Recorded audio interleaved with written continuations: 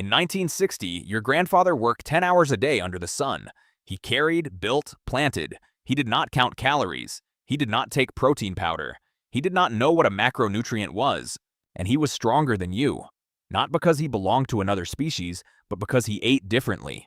He ate real food, food that took hours to prepare, food that came from the earth, food no one had touched inside a factory. Those foods still existed in Mexico. Many were born here. Some were banned. Others were reformulated until they became unrecognizable. And for many of them, people were simply convinced that they were food for the poor, for indigenous people, for backward people. Today we are going to recover them because this is not a list of foods. This is the story of what was taken from us without warning. Number 10. Bone broth. Imagine this. It is 11 at night. The house is silent. Everyone is asleep. But in the kitchen, something is still burning. A pot filled with water and bones has been simmering since 4 in the afternoon, and it will keep simmering until the sun comes up. No one stays awake to watch it. There is no need. That was the system. Old kitchens worked with a logic that feels almost strange to us today. Nothing was thrown away. Absolutely nothing. The bone left after the meat was not trash. It was the next step. It was dropped into the pot, covered with cold water, and a process began that would last for hours. 4, 8, 12.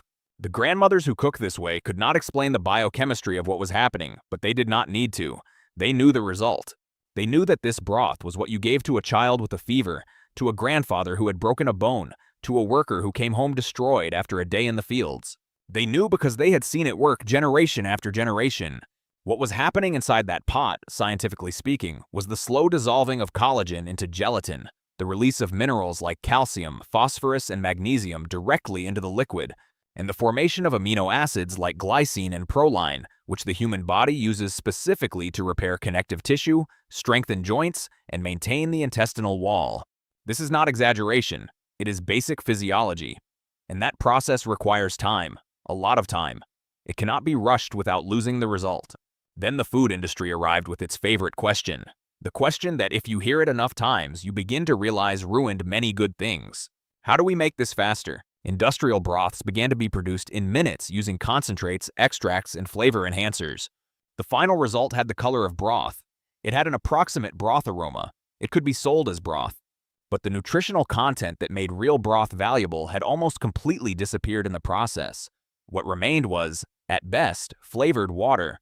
At worst, water with sodium and chemical additives that imitate the taste of something that no longer exists inside the package. And the strangest part is that nobody protested because nobody announced it. Broth simply changed slowly over decades, until the original version was pushed back into only a few kitchens that still had time or that still remembered why it was worth making. Number 9. Sourdough bread.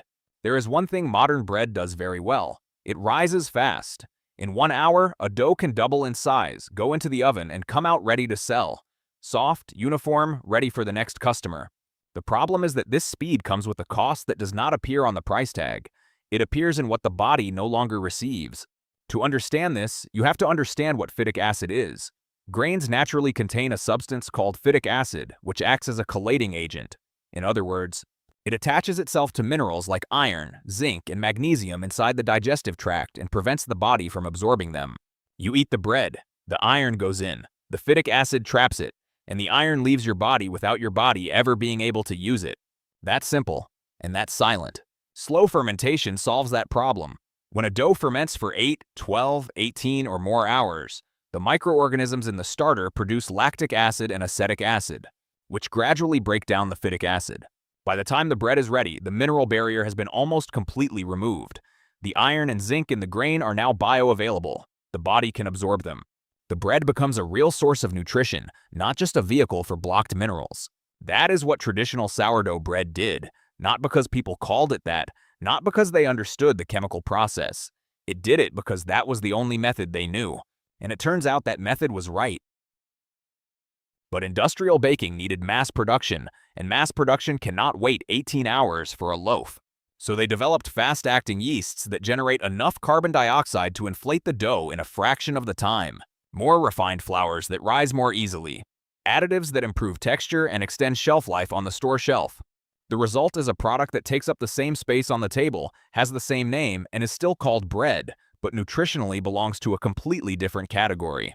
And here's the part very few people mention. That difference cannot be seen. It cannot be smelled. You can barely taste it.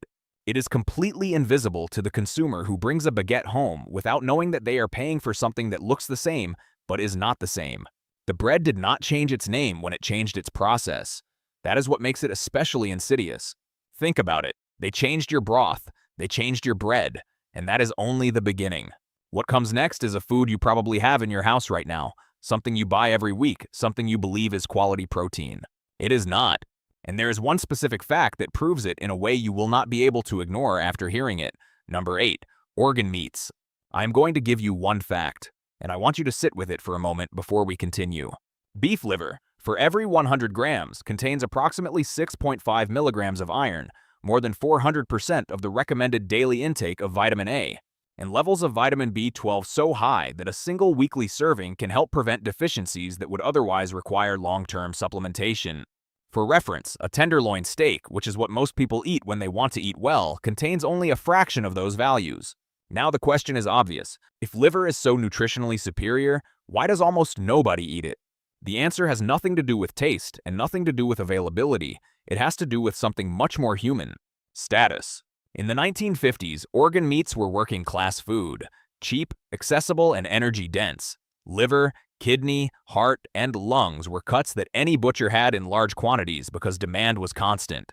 Middle and lower-class families ate them several times a week, not because they were the only thing they could afford, but because they worked. They nourished. They cost little. They stretched far.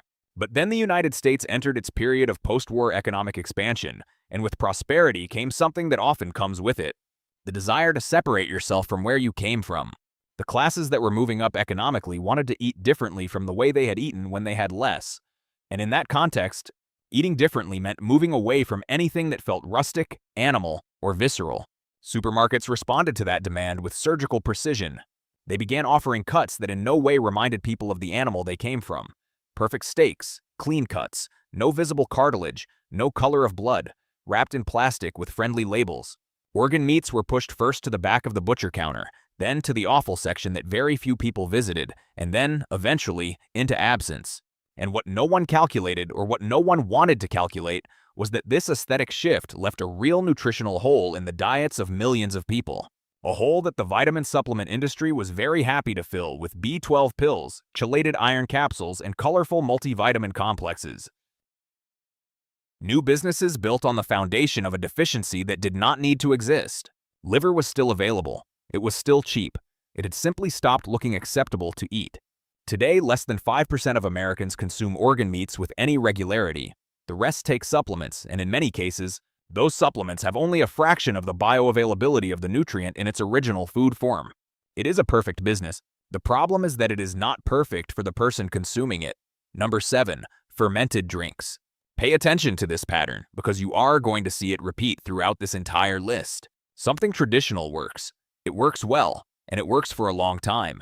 Then modernization arrives with an argument about safety or efficiency. And in the process of making the product safer or more efficient, it removes exactly the thing that made it valuable. Homemade fermented drinks are the clearest example of that pattern. Kombucha, kvass, tepache, water kefir.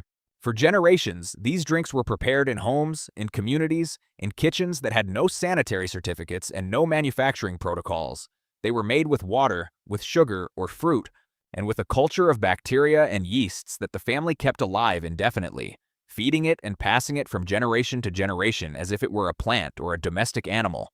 The result was a living liquid, literally living, loaded with lactic acid bacteria, beneficial yeasts, and fermentation byproducts that the human digestive system recognizes and uses directly. The human gut contains approximately 38 trillion bacteria. That microbial ecosystem regulates everything from digestion to the production of neurotransmitters. This is not an anecdote, it is established science. And what traditional fermented drinks did, without anyone calling it that, was feed that ecosystem regularly. Then regulations arrived. And regulations, to be clear, exist for real reasons.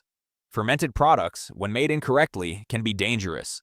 Pasteurization as a process makes sense in many contexts. The problem is not regulation itself. The problem is that the industry used regulation as an excuse to pasteurize absolutely everything, including the products where that process destroys exactly what the consumer is paying for. Pasteurization kills microorganisms. That is exactly what it does. It kills pathogens, yes, but it also kills beneficial lactic acid bacteria, living yeasts, and the entire microbial ecosystem that gave the product its nutritional meaning. What remains after pasteurizing kombucha is an acidic, sweet drink that can be sold as kombucha, but from the point of view of its microbiome, it is dead. The commercial fermented drinks market is now worth billions of dollars, and a large part of that market basically sells the illusion of something that truly existed in home kitchens 3 generations ago. 4 foods, 4 times the same movement. They took something valuable from you and sold you an imitation with the same name. The question is not whether it happened to you. The question is how many times a day it is still happening without you knowing it. Because what comes next involves the World Health Organization. And the problem is not what they said, it is what they did not say. Number 6. Cured meats. In 2015, something happened that changed the public perception of an entire food almost irreversibly in a matter of weeks. The World Health Organization published a report classifying processed meats as a Group 1 carcinogen, the same category as tobacco, the same category as asbestos. The headlines wrote themselves. Bacon causes cancer, ham causes cancer, sausages cause cancer, social media did the rest. And here's the problem, a huge one. Almost nobody discussed it because almost nobody read the full reports. The term processed meats in that report included everything from an ultra-processed frankfurter loaded with synthetic nitrites, stabilizers, colorants, and chemically made preservatives, to an artisanal Serrano ham cured for 36 months with sea salt and mountain air. 2 products that share a category name, but in terms of chemical composition and production process, are as different as natural wine and denatured alcohol from a pharmacy. To understand the difference, you have to understand what happened to cured meat when industry took control of the process. Traditional curing was slow. Weeks, months, sometimes years. Salt gradually penetrated the muscle tissue, inhibiting bacterial growth, while the natural enzymes in the meat developed flavor and changed its protein structure. There was no rush. Time did the work. The final result was a product completely different in texture, flavor, and nutritional profile from the original meat.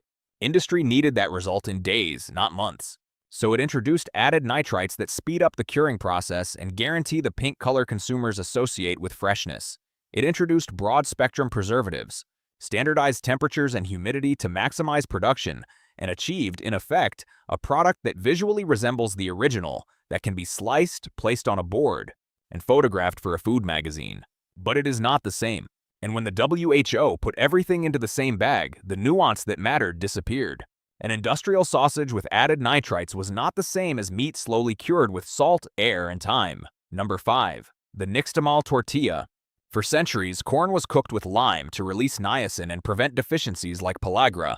Instant flour promised speed, but many families traded a living process for a poorer dough. Number 4. Pulque.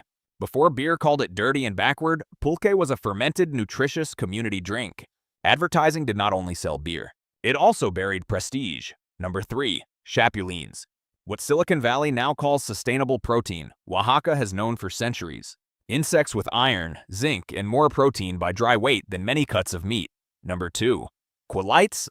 Purslane, quintonil, chaya, and epizode were once both free medicine and free food. Monoculture turned them into weeds. Number 1. Amaranth.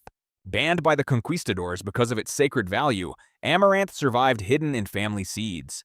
Today, it returns as an expensive superfood with a label written in English. The food did not disappear on its own. Someone accelerated it, someone ridiculed it, someone replaced it. And now, it is our turn to remember, before the last ancient flavor becomes nothing more than a story.